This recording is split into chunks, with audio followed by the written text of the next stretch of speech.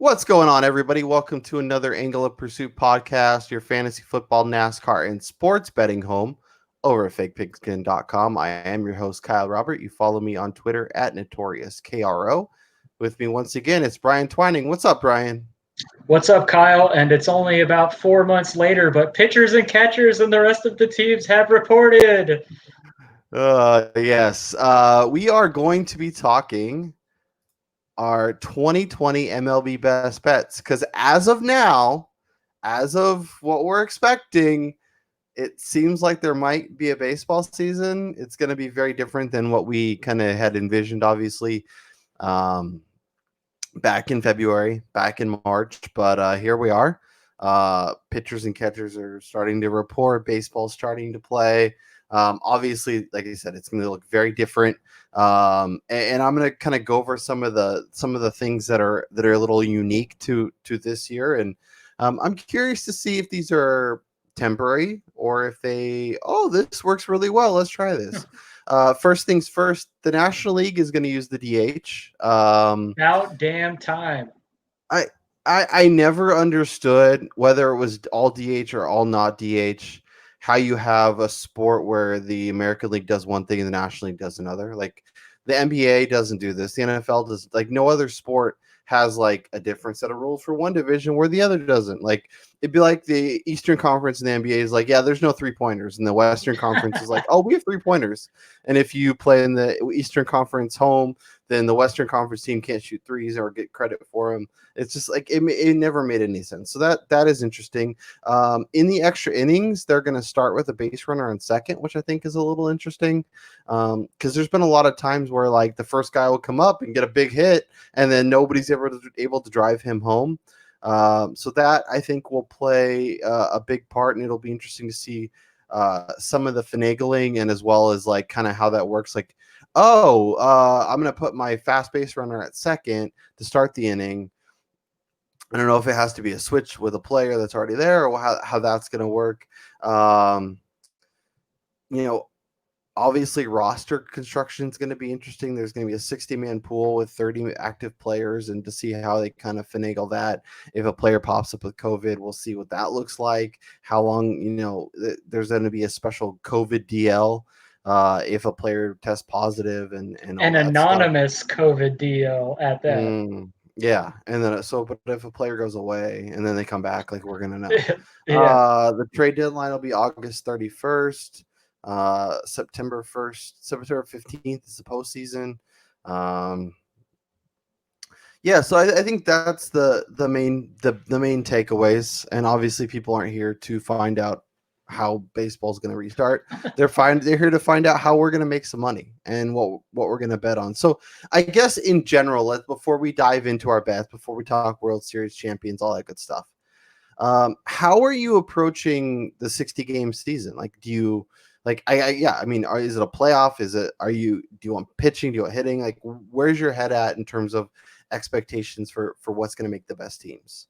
I really think that this year in particular, we started to see a lot of teams, especially like Tampa Bay and the lesser teams, start to go with that opener mentality where they throw a guy out there for an inning or two. And I really think pitching depth is going to be the most crucial aspect of a team's construction going into this season, with the fact that because they had to stop spring training, pitchers weren't able to ramp it up to full gear. And it normally takes a couple starts for starters to get up to that level, even into the regular season after spring training. So with us jumping straight into a season, like if you're playing fantasy and you're in a roto league, hopefully your commissioner has abandoned the win category, because I think that's a useless stat to begin with now, with the way teams are working their bullpens and stuff like that. But especially this year, like I think we're going to see a lot of starters going 4 innings, 5 innings, maybe the first 20 games, so their first couple starts. So I really think bullpen depth is what's going to win teams multiple games and is going to get teams that maybe we don't expect to get close to playoff spots. Yeah, I mean, in previous years, like I always want to, like, especially as we're going into the playoffs, I like to target teams that have really good starting rotations, really good deep bullpens, because those are the teams that tend to win. And it can be really sexy to have a great 1 through 9 that has a bunch of all stars and it's all awesome. And during the regular season, they rack up 100 wins, 90 something wins, and look great. And then the playoffs start and they completely fall on their face. So I like to, the Yankees. Yeah, Yeah, exactly. yeah. Exactly. So I think I'm going to go a little more playoff focus this year in terms of like that's going to be my general approach. Is I think teams with good rotations and like you mentioned, teams that have that are willing to be a little creative and maybe they don't have the elite guys, but they have 7 or 8 potential starters they could use. They have the openers. They have a deep bullpen. They can kind of mix and match and find different ways. Obviously, if you do come in out of the bullpen, you have to face at least 3 batters, which I think is something that was kind of already coming anyways. But it'll be interesting to see how that works. So I guess let's start at the top. Let's think of teams that we think could be the 2020 World Series champions. And for all these odds, for all these numbers, we're using DraftKings Sportsbook. So if you want to follow along and look at some of the odds, feel free to do that. We're recording this July 2nd. So if you're watching this later, and the odds have moved, it could be a good basis. You might find some numbers a little better, find numbers a little worse. We'll see. But Brian, I guess let's start at the top. Dodgers, Yankees are pretty heavy favorites, plus 375, plus 400. And obviously it trickles down to where my Giants and the Royals and some of the bottom feeders are. Not even long shots. Is there a team or two that kind of jump out to you, both in terms of odds that make sense and a team that kind of excites you? I'm gonna lead it off with that. I have 2 futures bets in that I placed in February on both the Dodgers and the Yankees to win the World Series at very similar odds, and I'm kind of skeptical about those those bets going into this weird season. But looking at the current odds and knowing what we're walking into and kind of what I just said about the way that these teams are going to have to win games, one of the teams that jumps out to me is going across the city, taking the subway to where I like to call Shea, and going to Citi Field and the Mets at 20-1 to win the World Series. I mean, this is a team that is stacked in the rotation. They've made some moves at the back end of their bullpen. I mean, you still got Edwin Diaz, who 2 years ago led the American League in saves, blasted onto the scene, led the American League in strikeouts as a reliever. They've signed Dylan Betances from the Yankees to add just another fireballer out of the bullpen that they can throw in there in the 7th inning. They still got Robert Gesselman to eat innings as a long reliever or a 6th starter. And something else that I didn't mention previously is that this team is almost built to prevent themselves from falling into prolonged slumps because they have a lot of good hitters. Mm-hmm. Michael Conforto, Jed Lowry, Jeff McNeil, even Robinson Cano chilling on the bench. I think the Mets can be a team that make a lot of noise, even in the National League East, who has the defending World Series champion in the Nats, the favorite in the division, the Atlanta Braves, who are really young. But yeah, I like the Mets as kind of a longer shot team. I could not disagree with you more. I think they're the 4th best team in this division. I get like the bullpen is awesome. They have Familia, they have Betances, they have Edwin Diaz. But outside of Jacob deGrom in their starting rotation, who do you like? I like Noah Syndergaard. He's not playing. Their current rotation right now is deGrom, Marcus Stroman, who will have an ERA around 4 or 5. Rick Porcello, Steven Matz, Michael Wacha. Like that's what they're looking at right now. Syndergaard comes back, Okay, great. I'll give you that. I forgot about Syndergaard and his Tommy John. Zach Wheeler's down in Philadelphia, which if you want to talk about a team with odds that are a little bit longer, but okay, looking at this, actually, I'm looking right now, 20-1 to win the World Series. I like them much more. Aaron Nola, they got Zach Wheeler. You like the fighting Bryce Harpers? Oh, I love Bryce Harper, dude. The most overrated player in Major League Baseball. Oh, you're crazy. And then, yeah, I mean, obviously, like you mentioned, the Nationals are coming off of a World Series win. It'll be interesting to see. Kind of obviously Rendon's gone, but Carter Kieboom could come up. Victor Robles, obviously another year. Juan Soto. Being able to go Strasburg and Scherzer is always really, really nice. Patrick Corbin, it'll be interesting to see kind of how they adjust the back end. And then obviously the Braves, like right now, the Braves have the fourth best odds. I wouldn't touch that 12-1 with a 10-foot pole. And as much as I like the Nationals, like if I'm betting, if I like the Nationals, I think they're good.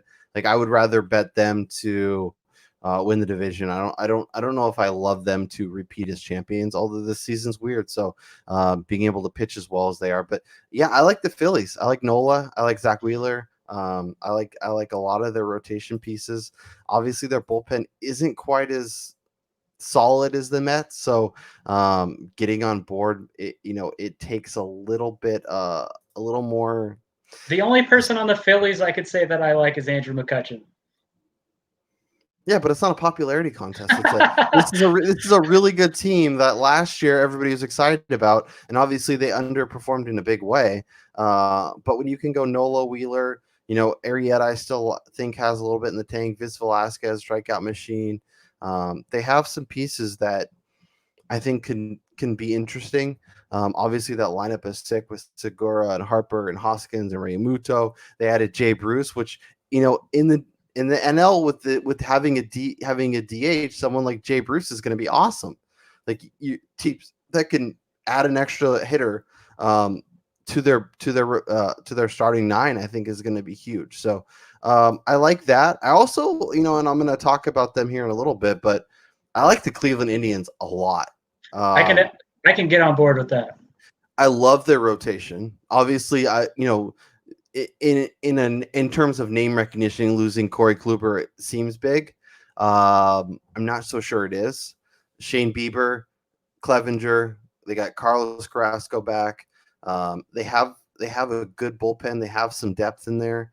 A full if Jose Ramirez is back to where he was. Obviously, last year was a little bit frustrating. A healthy Lindor, Carlos Santana's back. He had his best seasons in Philadelphia.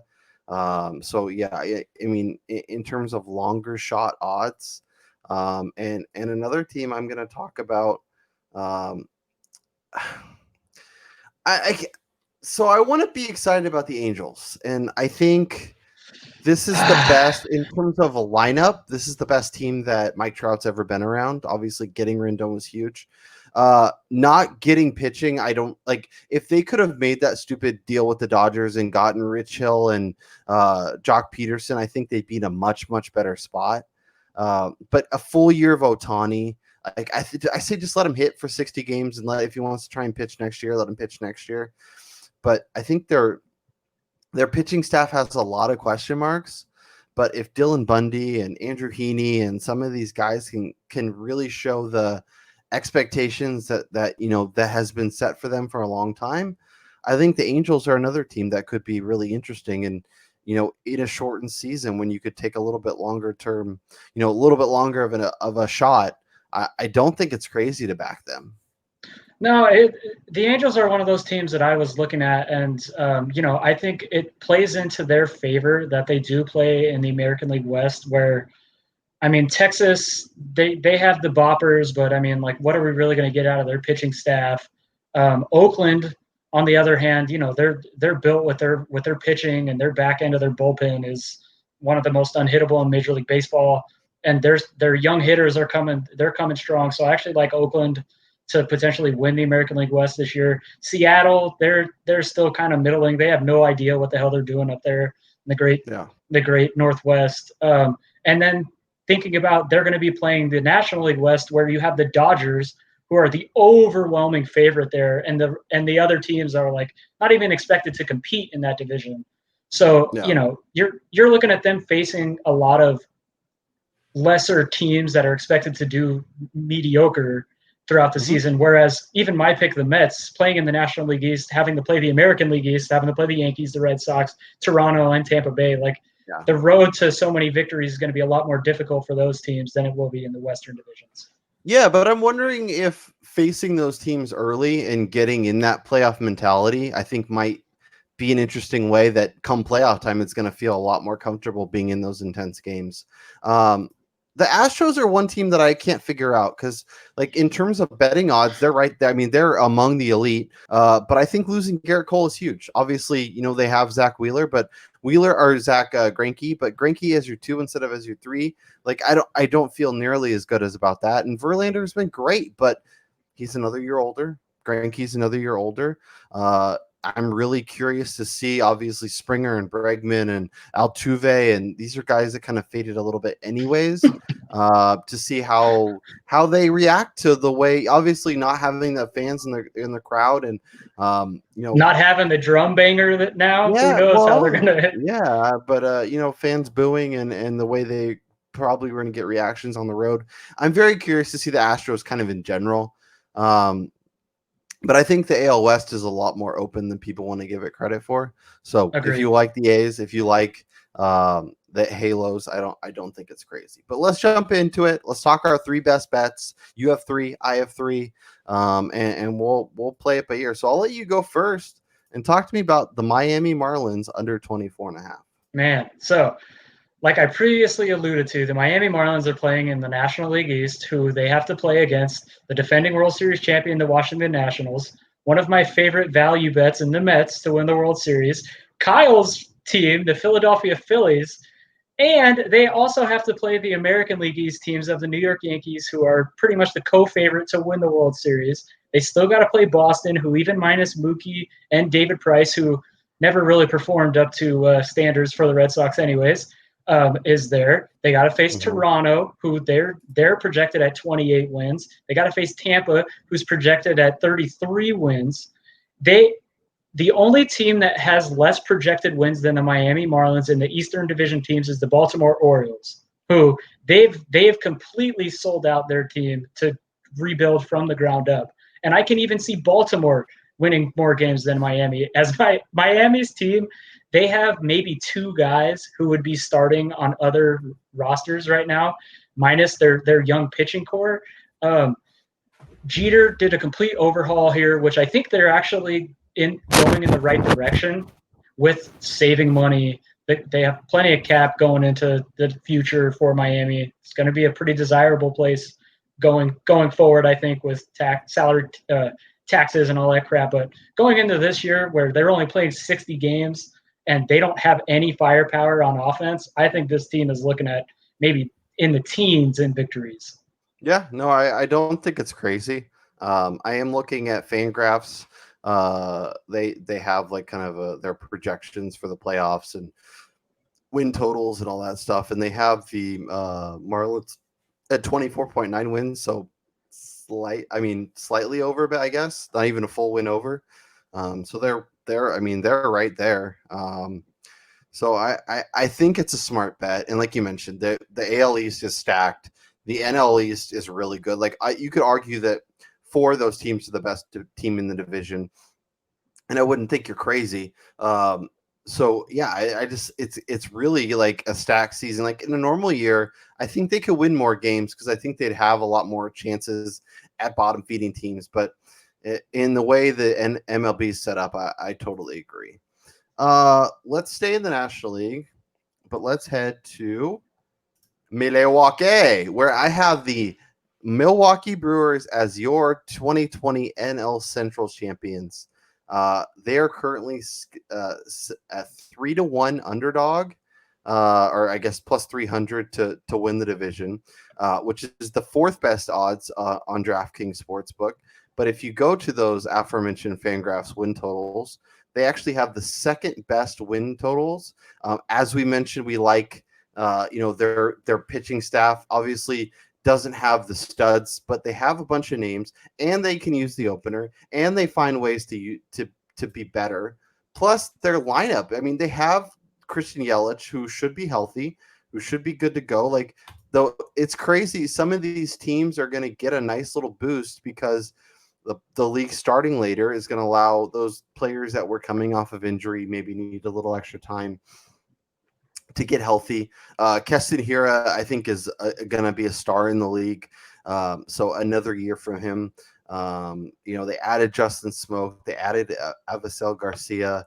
Omar Narvaez can take Yasmani Grandal's position and be just fine as a catcher. And their bullpen is sick. Josh Hader, Corey Knebel, Freddie Peralta, Corbin Burns. Like, I love a lot of the names in the back end. And I think they could win a lot of games close. And obviously the Cubs are going to be interesting. The Cardinals are always going to get attention. Even the Reds, like, this is another division that you could argue 4 teams have a legit shot at winning the division. But if you're giving me plus 300 on Milwaukee to win it, I'm taking that all day. Yeah, this is. I think the NL Central is just like you said. It's very much like the NL East, where there are 3-4 teams that are going to contend, especially in this shortened season here. With Cincinnati made tons of moves. Chicago is still the Cubs. St. Louis, they came on hot at the end of last year, and the Brewers, with, like you said, with Josh Hader eating up all sorts of innings, he could be used in every single game this year if need be, with 1 day rest in between. And then you still have perennial MVP candidate Christian Yelich hitting everything on the planet. The Brewers, they kind of disappointed last year, I think. I expected them to be a little bit better than they were, but as long as they stay healthy, which is going to be the main thing going for this season with the whole COVID thing, I think they have as good a chance as anybody in that division to win that division. 100%. Let's head back to the AL and let's talk a player prop, and we'll talk about Mr. Giancarlo Stanton, MLB RBI leader at 30-1. All right. So this is my homer pick of the year. If Giancarlo Stanton can stay healthy for 60 games, we have seen him go on tears back when he was on the Miami Marlins for 2-month stretches where dude was hitting 30 homers, having like 50 RBI.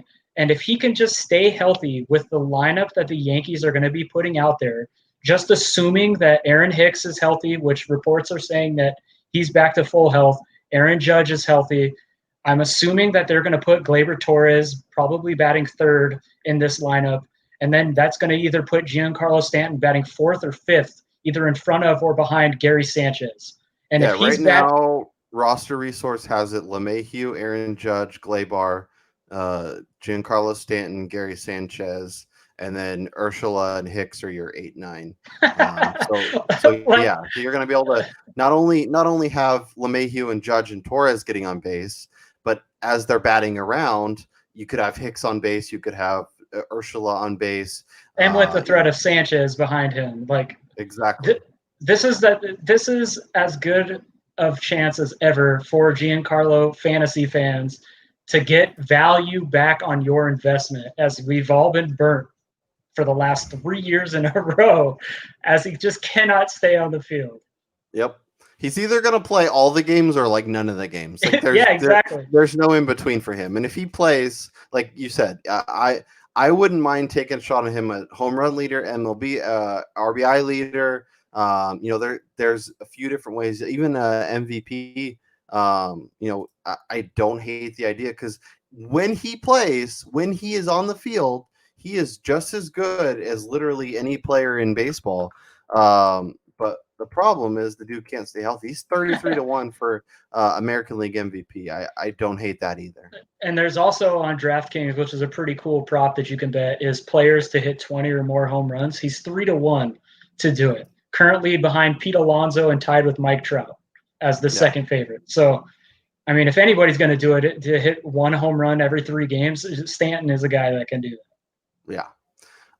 Let's keep it rolling. Let's head back out to – actually, let's go to the one I already kind of hit on, but the Cleveland Indians. I like them a lot this year. I like Shane Bieber. I like blanking. Carlos Carrasco. He's one of my favorite pitchers. Yeah, and it's going to be good to see him healthy, and he should have plenty of time to be ready to go. So I love them. I love their lineup. As I mentioned, Carlos Santana's back. There's in the division.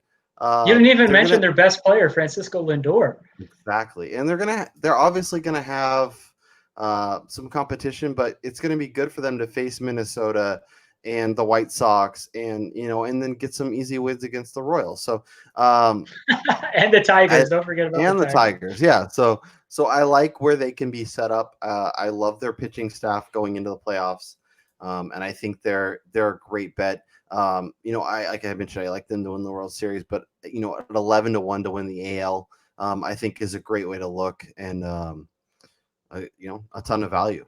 Yeah, Uh, they're let I was just going to say, when you look at World Series champions, you're looking at a team that's kind of stacked at their top three starters, and you have Mhm. that with Clevenger, Carrasco, and Shane Bieber.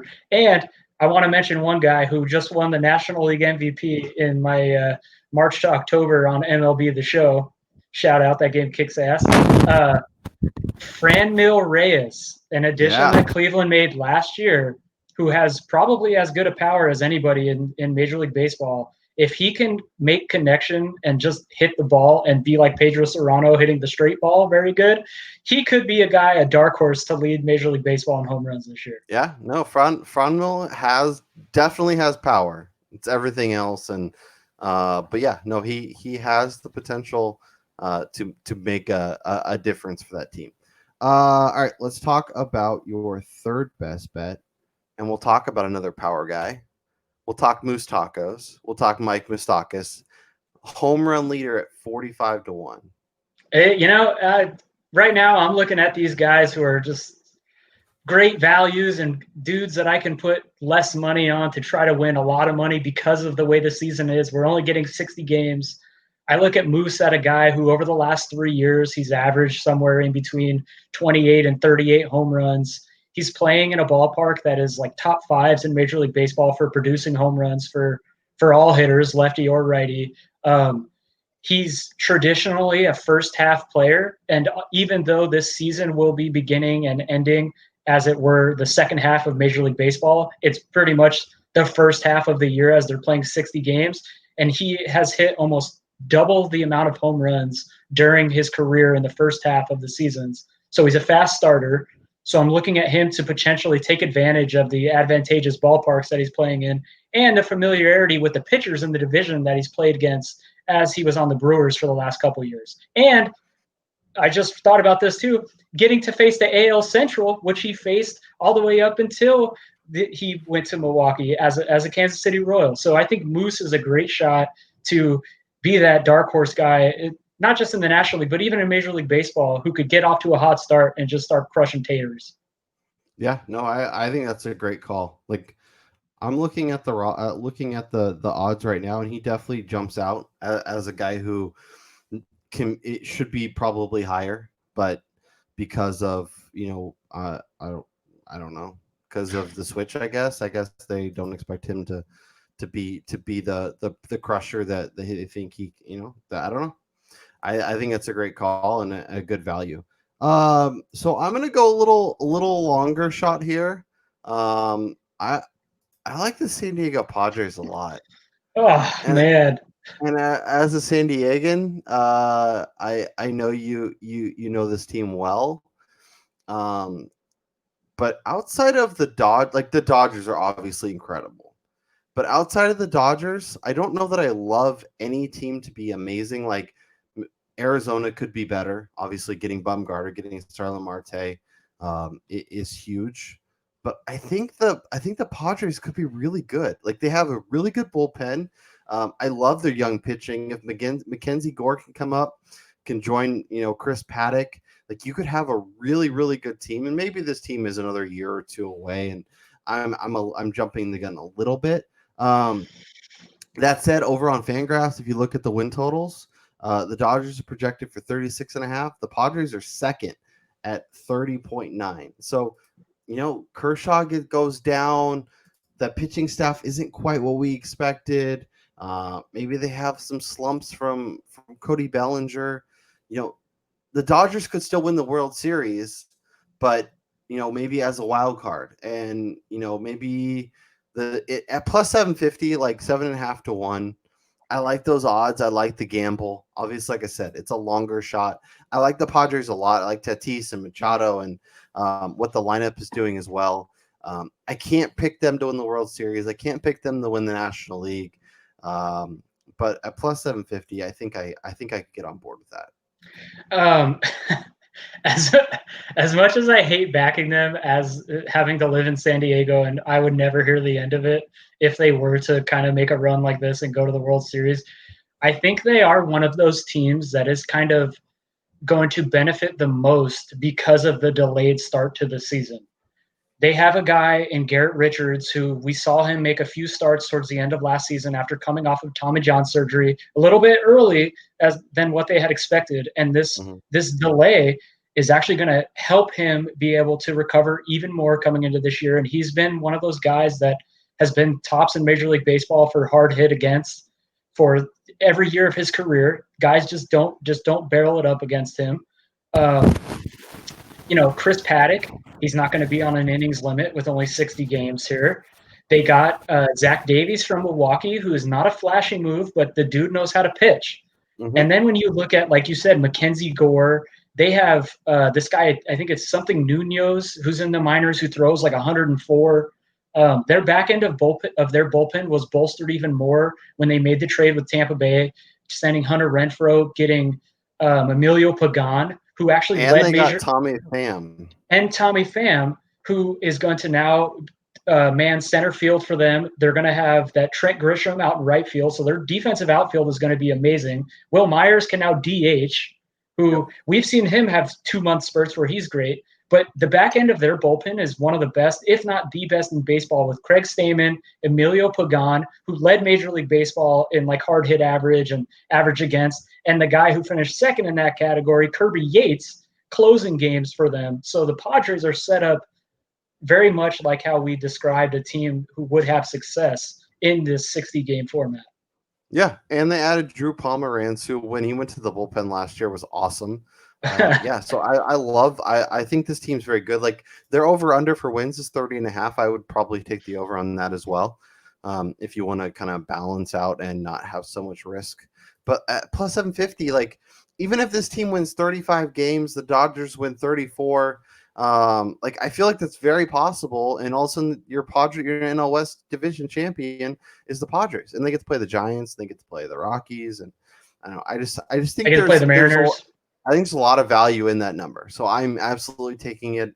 And I wonder if being able to not have to travel very far, like they get to play the Angels and the Dodgers, and Arizona's close. Like, I wonder if that helps, kind of against some of the other teams. Like Seattle has to come all the way down, but it will be interesting to see how that happens. So, all right. Anything else before we get out of here? Any other bets? Any other numbers that really jump off the page to you?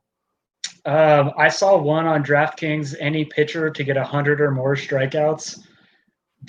Honestly, I don't see a starter getting anywhere near that with guys that they're just not going to be eclipsing the innings required in order to reach that limit. So, like that one, I don't think anybody's going to reach. I do think we will see somebody hit 20 home runs, though. So I think a guy like Stanton or Joey Gallo or Moose, as I said, are great value bets on that front. Yeah, no, I like that quite a bit. I'm just making sure there's nothing else I see that really makes me want to run to the window. Yeah, I mean, I think we hit on it. So if there's any bets you guys like for the MLB season, drop them down in the comments. Let us know. We're always down to chat about those. We're always looking for opportunities. So if you find something you like, whether it's on DraftKings, whether it's on FanDuel, whether it's somewhere else, let us know.